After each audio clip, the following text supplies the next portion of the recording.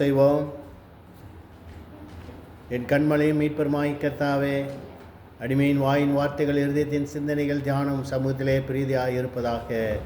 சத்துரு பலன் கொள்ளாதபடி செய்வீராக.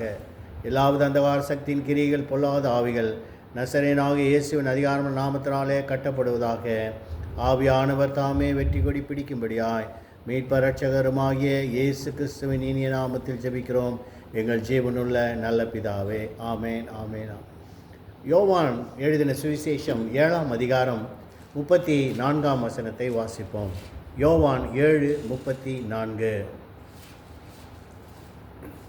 நீங்கள் என்னை தேடுவீர்கள், ஆனாலும் என்னை காண மாட்டீர்கள். நான் இருக்கும் இடத்திற்கு நீங்கள் வரவும் கூடாது என்றார். ஆண்டவராக இயேசு இந்த உலகத்தில் வந்தபோது அநேக பிரசங்கம் பண்ணினார். அநேகர் கேட்டார்கள். யூதர்கள் அவரை ஏற்றுக்கொள்ளவில்லை. ஆண்டவர் சொன்னார், நீங்கள் என்னை தேடுவீர்கள், ஒரு நாள் வரும் என்னை தேடுவீர்கள், ஆனாலும் என்னை காண மாட்டீர்கள். நான் இருக்கும் இடத்தில் உங்களால் வர முடியாதுன்ட்டு. அப்போ ஆண்டவர் பரலோகத்துக்கு போயிட்டார் இல்லையா? பிதாவின் வலது பாசத்திலே வீற்றிருக்கிறார் சொல்லப்பட்டிருக்கு. மரித்தோரையும் உயிருள்ளவரையும் நியாயம் தீர்க்க வரப்போகிறார். இப்போ ஆண்டவர் என்ன சொல்லிட்டார்? நீங்கள் என்னை தேடுவீர்கள். நாங்கள் அப்போ ஏன் தேடுவீர்கள் என்று சொன்னார்கள் என்றால், அவர்கள் தேவனை தேடாமல் கிரியினாலே தேவனை தேடினார்கள். ரோமர் 9ஆம் அதிகாரத்திலே 30ஆம் வசனத்தை நாம் வாசிக்கும் போது, ரோமர் 9:30-31. இப்படி இருக்க நாம் என்ன சொல்லுவோம்? நீதியை தேடாத புறஜாதியார் நீதியை அடைந்தார்கள். நீதியை தேடாத புறஜாதியார் நீதியை அடைந்தார்கள். அது விசுவாசத்தினாலாகும் நீதி. ஏனென்றால் புறஜாதியார் ஆண்டவரை தேடினதுனால நீதி அடைந்துட்டார்கள் இல்லையா? நாம் எல்லாம் ஆண்டவராக இயேசுவை தேடினோம், நீதியை ஆண்டவர் நமக்கு கொடுத்துட்டார். ஆனால் அவர்களோ என்ன செய்தார்கள்? வாசிப்போம் தொடர்ந்து. நீதி பிரமாணத்தை தேடின இஸ்ரவேலரோ நீதி பிரமாணத்தை அடையவில்லை. அவர்கள் அடையவில்லை. ஏனென்றால் அவர்கள் விசுவாசத்தினாலே தேடாமல் நியாயப்பிரமாணத்தின் கிரியினாலே அதை தேடினார்கள். ஆகவே அவர்களால் என்ன செய்ய முடியல? ஆண்டவரை கண்டுபிடிக்க முடியல. அதனால தான் பழைய ஏற்பாட்டின் காலத்தில் இருந்து ஆண்டவர் சொல்லிக்கிட்டே வரார், there is a time to see the Lord. ஆண்டவரை to seek the Lord, to search the Lord. ஆண்டவரை தேடுகிறதுக்கான ஒரு சமயம் உண்டு. ஏசாயா 55:6 வாசிக்கும்போது அங்கு சொல்லுகிறார், கர்த்தரை கண்டடையத்தக்க சமயத்தில் அவரை தேடு. எல்லாருக்கும் ஒரு டைம் இருக்குது. there is a time to seek the Lord. எல்லாருக்கும் ஒரு நேரம் இருக்குது. பிரச்சனைன்னு வரும்போது தான் கடவுளை தேடுவாங்க, தேவனை தேடுவாங்க. பிரச்சனை இல்லாமல் நல்லா ஸ்மூத்தாக போயிட்டு இருக்கும்போது ஆண்டவர் தேடவே மாட்டாங்க. இது பாருங்கள், இந்த கடைசி நேரத்தில் எல்லாரும் அந்த லாஸ்ட் மினிட்ல இது போட்டோம், எல்லாரும் கடவுளே கடவுளேன்னு கூப்பிட்றாங்க. அதுக்கு முன்னாடி எல்லாம் பார்த்தீங்கன்னா ஏறணுன்னா செல்ஃபி எடுத்துக்கிட்டு அவன் எல்லாத்தையும் சாப்பிட்டுக்கிட்டு சாக்லேட் வச்சுக்கிட்டு இதை வச்சுக்கிட்டு சாப்பிட்டுட்டு இருந்தான். அது பிரச்சனைன்னு வரும்போது ஆண்டவரை நோக்கி கூப்பிட்றோம். அப்போ அது ஆண்டவர் அதான் சொல்கிறாரு, ஒரு சமயம் இருக்குது, அதில் நீங்கள் தேடிட்டீங்கன்னு வைங்களேன். வேதம் அதனால தான் ஆண்டவர் மேலேருந்து பார்க்குறார். சங்கீதம் 14:2 வாசிக்கும்போது, தேவனை தேடுகிற உணர்வுள்ளவன் உண்டோ? அதாவது இட்ஸ் அ ஃபீலிங், ஒரு உணர்வு. வாசிப்போம் யோவான் சங்கீதம் 14:2.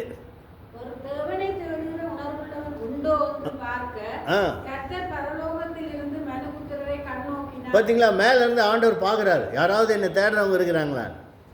ஆனால் எல்லோரும் வழி விலகி, பார்த்தீங்களா, எல்லாரும் வழி விலகி போயிட்டாங்க. நன்மை செய், ஆனால் இங்கே சொல்லப்பட்டிருக்கு நன்மை செய்கிறோன்னு ஒருவனும் இல்லைன்ற.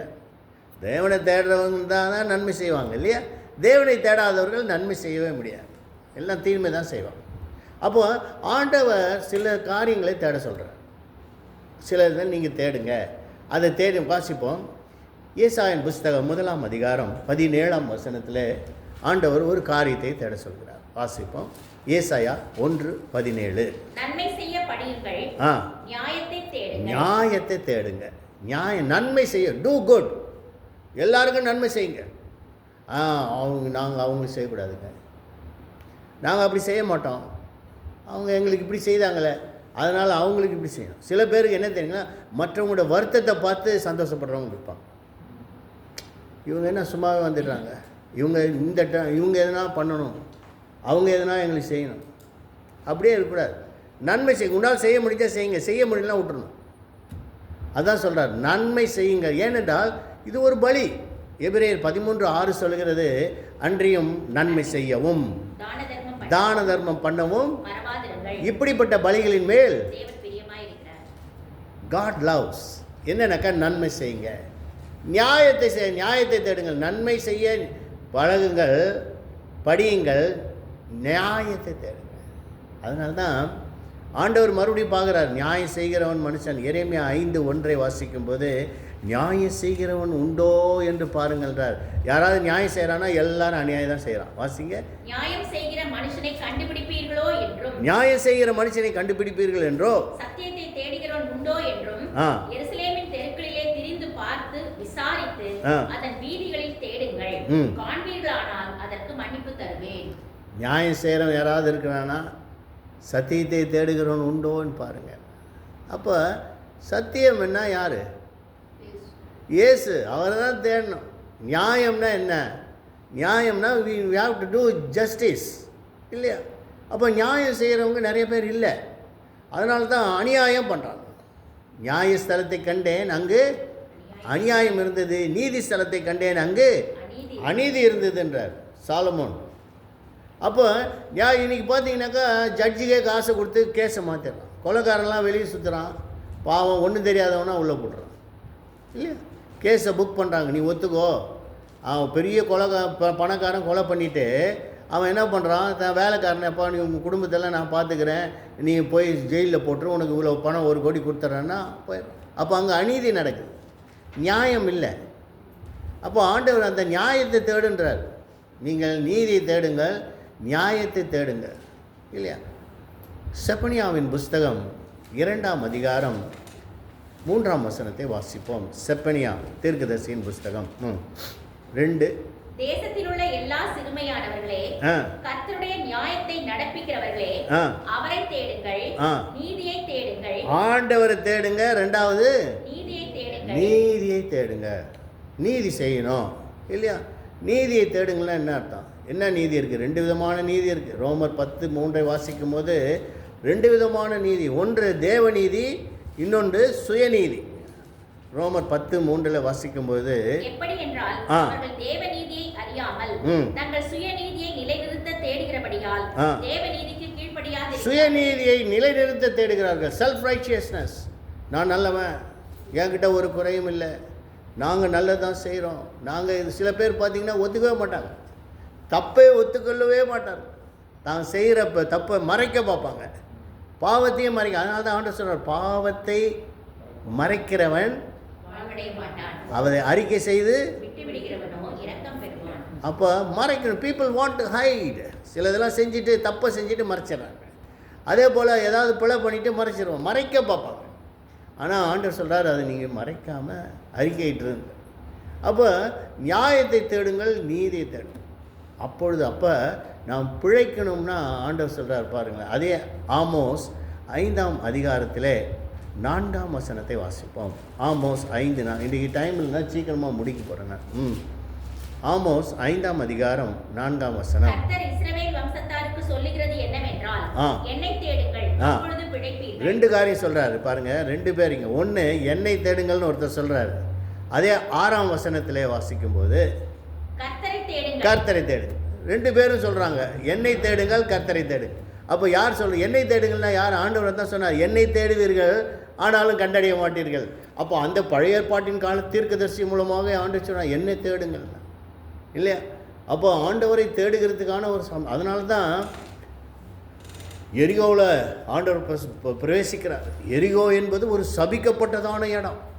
எரிகோ வாசிக்கும் போது யோசுவாவின் புஸ்தகம் 6ஆம் அதிகாரத்திலே 1ஆம் வசனம் சொல்லுகிறது, எரிகோ இஸ்ரவேல் புத்திரருக்கு முன்பாக அடைக்கப்பட்டிருந்தது. It's a bondage. அப்போ அடைக்கப்பட்ட இடம். வாசிப்போம். எரிகோ இஸ்ரவேல் புத்திரருக்கு முன்பாக அடைக்கப்பட்டிருந்தது. ஒருவரும் வெளியே போகவும் இல்லை, ஒருவரும் உள்ளே வரவும் இல்லை. ஒருத்தரும் வெளியே போல, ஒருத்தரும் உள்ள. என்ன அது? ஒருத்தர் வெளியே போல உள்ள வரலாம். எந்த இடம் அது? ஜெயிலு. நீங்களே விருப்பப்பட்டு நான் ஜெயிலுக்குள்ள 2 நாள் இருந்துட்டு வரேன்னு கேளுங்களேன். யாராவது என்ன பைத்தியமான்னு கேட்பான். அதே போல் ஜெயிலில் இருக்கவே நான் சார் வெளியே போயிட்டு பீச்சுக்கு போயிட்டு வரேன், நான் விடுவாங்களா? விட மாட்டேன். அதான் ஒருவரும் வெளியே போகவும் இல்லை, ஒருவரும். அப்போ இட்ஸ் அ பாண்டேஜ். அப்பேற்பட்ட இடத்துல லூக்கா 19ஆம் அதிகாரம் 1ஆம் வசனத்திலே அவர் எரிகோவில் பிரவேசித்து அதன் வழியாக நடந்து போகையில் ஆயக்காரருக்கு தலைவனும் ஐஸ்வர்யவானுமாயிருந்த சகேயு என்னப்பட்ட ஒரு மனுஷன் இயேசு எப்படிப்பட்டவரோ என்று அவரை பார்க்க வகை தேடினான். பார்த்தீங்களா, இயேசு எப்படிப்பட்டவரோ கேட்டிருப்பான். ஐயோ, அவரை தொட்டா எல்லாம் சுஸ்தமாயிட்டாங்க. ஒரு ஸ்திரீ வஸ்திரத்தை தொட்டால் சுஸ்தமாயிட்டாங்க. குஷ்டரோகிகள் தொட்டாரு சுஸ்தமாயிட்டாங்க. பாடையை தொட்டால் ஏந்துட்டான். ஒருத்தான் செத்து போனவன் ஏந்துட்டான். குருடர்கள் கண்ணை தொட்டார், கண்ணு தெரிஞ்சிருச்சு. குஷ்டரோகிகள் தொட்டார்கள், சுஸ்தமானார்கள். மரித்தவர்களை எழுந்தாங்க இல்லையா? குருடர்கள் பார்வை அடைந்தார்கள், சப்பானிகள் நடந்தார்கள், முடவர்கள் எழுந்தார்கள், செவிடர்கள் கேட்டார்கள், குருடர்கள் பார்வை அடைந்தார். மரித்தோர் சுவிசேஷம் அறிவிக்கப்பட்டது. கேள்விப்பட்டான் இயேசு எப்படிப்பட்டவரோ என்று பார்க்க வகை தேடினான். அவனுக்குள்ள ஜனக்கூட்டத்தில் அவரை காணக்கூடாமல் முன்பாக ஓடினான். பார்த்தீங்கன்னா, கியூரியாசிட்டி, ஆங்ஸைட்டி, அதுதான் வேணுன்றார் ஆண்டவர். என்ன செய்கிறாரு? சர்ச் த லார்ட். அதே போல் கர்த்தரின் புஸ்தகத்தை தேடி வாசிங்கள்ன்றார். இல்லை, ஏசாயன் புஸ்தகம் 34 கர்த்தருடைய புஸ்தகத்தை தேடி வாசியுங்கள், அது ஒன்று ஜோடில்லாதிராது. அப்போ தேவனை தேடுகிறவர்கள் என்னத்தை? வேதத்தை வாசிப்போம். 16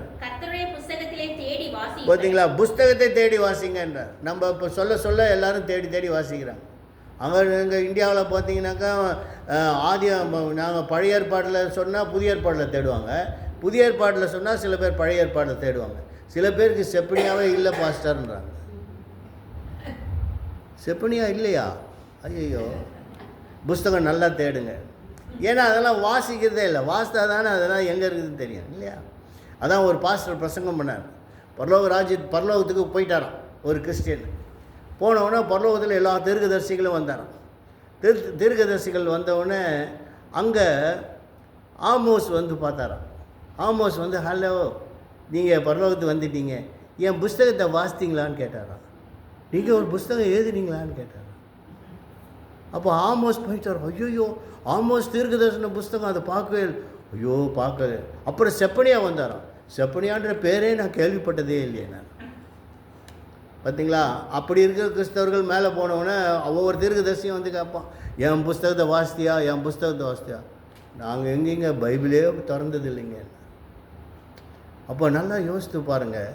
இதை தான் தேடி வாசிங்க, என்ன வேதத்தை தேடுங்கள்ன்றார் இல்லையா கர்த்தர். அப்போ அதனால்தான் ஒவ்வொன்றையும் ஆண்டவர் தேடி தேடி ஆராய்ந்து பார்க்க சொல்கிறார். என்னை தேடுங்கள், கர்த்தரை தேடுங்கள், அப்பொழுது பிழைப்பீர்கள்ன்றார்.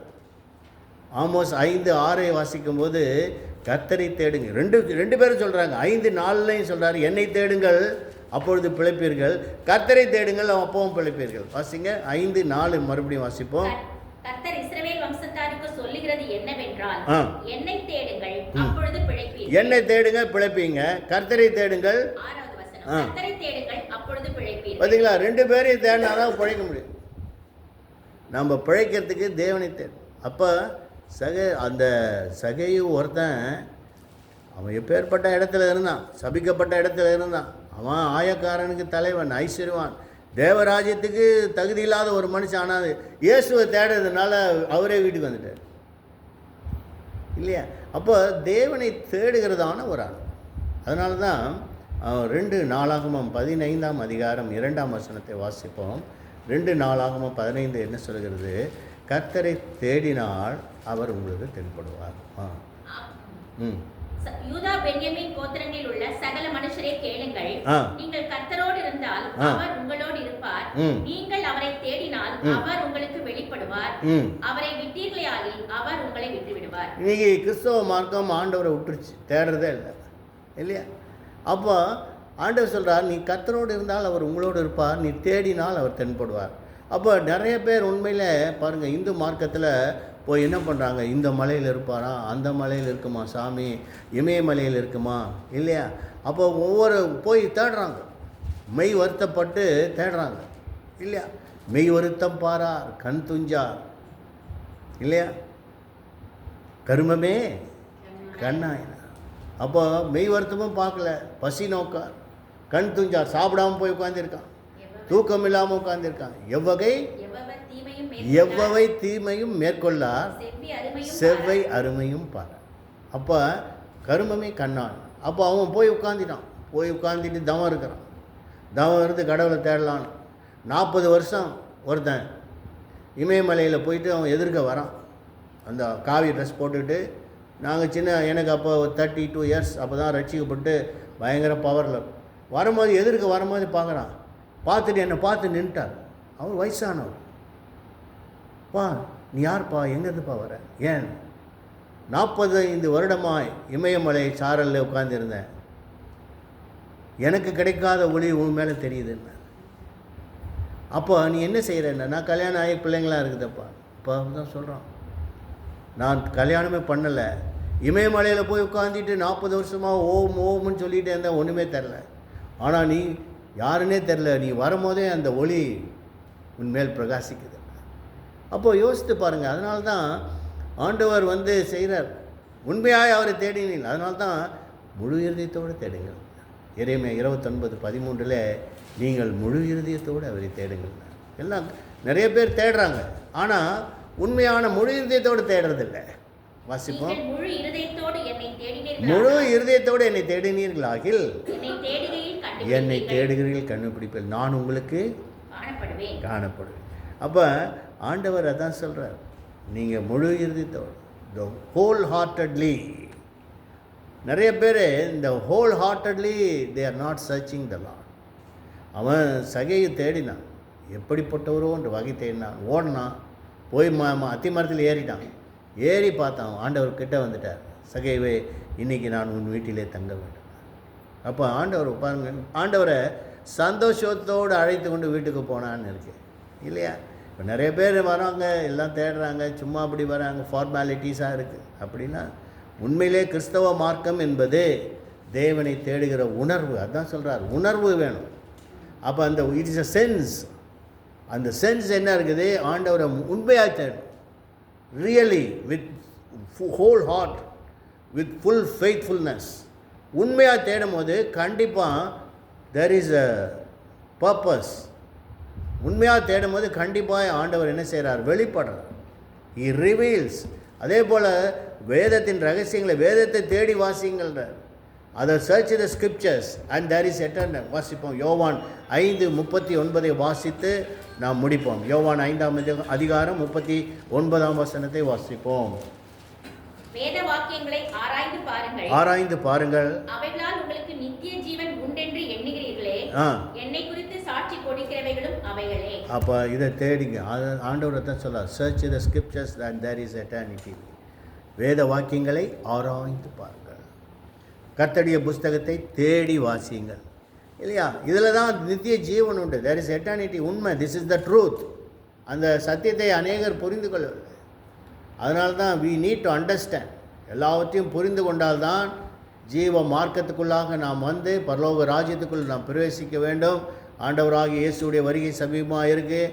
அநேக தீர்க்க தரிசனங்கள்லாம் நிறைவேறிட்டு நிறைய பேர் பார்த்தீங்கன்னாக்கா இந்த யூடியூப் இதெல்லாம் ஃபேஸ்புக்கிலெல்லாம் நிறைய பேர் இப்போ எல்லாம் சுவிசேஷம் பிரசங்கம் பண்ணுறான். கடைசி ஆண்டவர் சொல்லிட்ட மாதிரி ராஜ்யத்தின் சுவிசேஷம் சகல ஜாதிகளுக்கும் சாட்சியாய் பிரசங்கிக்கப்படும், அப்பொழுது முடிவு வரும். நிறைய பேர் டெஸ்டிமனி சொல்கிறாங்க. சின்ன குழந்தைங்களாம் சொல்கிறாங்க, ஐ சா ஜீசஸ் இஸ் கம்மிங் என்றாங்க இல்லையா? மத்தேயு 24 ஆண்டவராக இயேசு சொன்னார். வாசிப்போம். மத்தேயு 24:13 ராஜ்யத்தினுடைய சுவிசேஷம் சகல ஜாதிகளுக்கும், ராஜ்யத்தினுடைய இந்த சுவிசேஷம் பூலோகம் எங்கும் உள்ள சகல ஜாதிகளுக்கும் சாட்சியாக பிரசங்கிக்கப்படும், அப்பொழுது முடிவு வரும். சாட்சியாக பிரசங்கிக்கப்படும். the gospel shall be preached unto by testimony இல்லையா? அப்போ எல்லாரும் சாட்சி சொல்கிறாங்க. சின்ன குழந்தைங்க பேசுகிறாங்க, வயசானவங்க பேசுகிறாங்க. After death experience, near death experience இல்லையா? Life after death. இவங்கெல்லாம் பாருங்க, செத்து போனவங்க திடீர்னு ஹாஸ்பிட்டலில் போய் சொல்கிறாங்க, செத்து 8 hours ஆச்சு, திடீர்னு உயிர் வந்துடுச்சு. அவர் சொல்கிறார், ஐ சா ஜீசஸ். சின்ன குழந்தைங்க சொல்லுது இல்லையா? நியர் டெத் எக்ஸ்பீரியன்ஸ் நிறைய வருது. இதெல்லாம் எதுக்குன்னா தே ஆர் ஆல் டெஸ்டிமனி. அப்போ சாட்சியாய் படும்பொழுது தான் முடிவு வரும். ஆண்டவராக இயேசு சொன்ன தீர்க்க தரிசனங்கள் எல்லாம் நிறைவேறுது. We are in the last days. கர்த்தர் நம்மை ஆசீர்வதிப்பாராக. ஜெபம் செய்வோம். அன்பும் இரக்கம் நிறைந்த நல்ல ஆண்டவரே, இந்த நாளுக்காய் நன்றி செலுத்துகிறோம். இந்த நாளிலும் கூட கர்த்தாவே பேசப்பட்ட வார்த்தைகளுக்காய் உமக்கு நன்றி. ஆண்டவரே, தேவனை தேடுகிற உணர்வு எங்களுக்கு தாரும். ஆண்டவரே, முழு இருதயத்தோடு உம்மை நாங்கள் தேடும் பொழுது நீர் எங்களுக்கு காணப்படுவீர். அது நிச்சயம். உம்முடைய வார்த்தைகள் சத்தியம். ஆசீர்வதியும், பலப்படுத்தி, பாதுகாத்து வழிநடத்தும். மீட்பர் ரட்சகருமாகிய இயேசுவின் இனிய நாமம் ஜெபிக்கிறோம் நல்ல பிதாவே. ஆமேன், ஆமேன், ஆமேன்.